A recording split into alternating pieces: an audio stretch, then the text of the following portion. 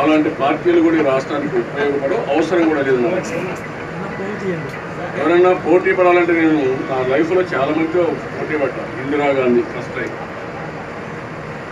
August crisis 30 రోజులు అశోక్ ఉన్నాడు ఇక్కడ, రెండోవాళ్ళు వాళ్ళ తండ్రి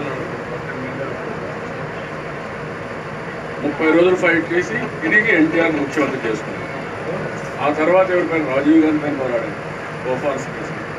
ఆ తర్వాత ఎవరిపైన విజయభాస్కర్ రెడ్డి, చెన్నారెడ్డి, వెంగళరావు, కడాన రాజశేఖర్ రెడ్డి, లాస్ట్ కిరణ్ కుమార్ రెడ్డి, దోసయ్య వీళ్ళు వచ్చారు.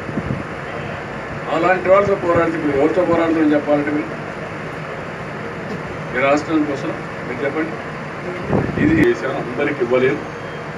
ఇవ్వని వాళ్ళందరూ రోడ్డు ఎక్కితే క్రమశిక్షణ రాహిత్యం అవుతుంది.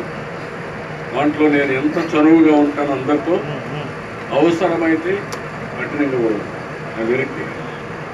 ఇంతవరకు నాకు కనుసన్నల్లో పనిచేసేవాడు పార్టీ అంటే చూశాను. ఒకప్పుడు నేను ఇటు చూస్తే వెళ్తున్నాను సార్, తెలుసుకొని వస్తాను సార్. ఒకరిద్దరికి ఓకే, అందరినీ అకామిడేట్ చేయలేదు. నాకు ఉండేది 26, అప్పటికి ముస్లిమ్స్ కూడా ఇలా 20